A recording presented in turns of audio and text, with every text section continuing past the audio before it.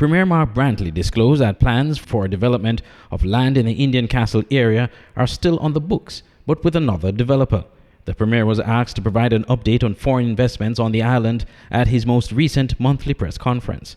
We have abandoned the idea of this project that was talked about for well over a decade at Indian Castle, and I am pleased to say that the lands that were involved in that project have now come back to the ownership of the Nevis Island Administration and the Nevis Housing and Land Development Corporation.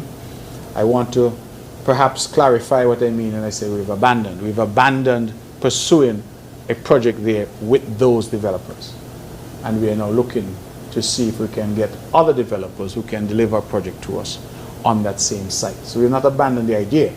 We just abandoned and disentangled ourselves from the legal entanglements that we had in relation to those lands. You recall that we had talked about an Aman resort, and then we had talked about a one and only resort.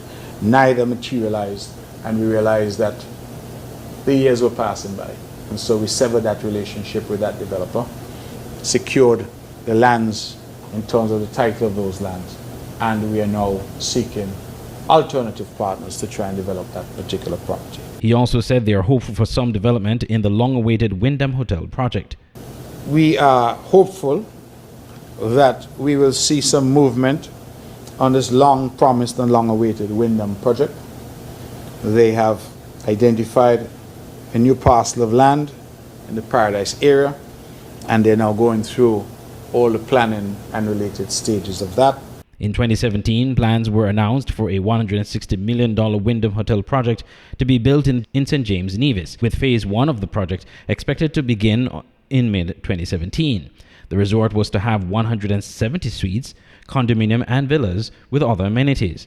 But to date, some 7 years later, nothing has happened on the project. Andre Huey, SKN Newsline.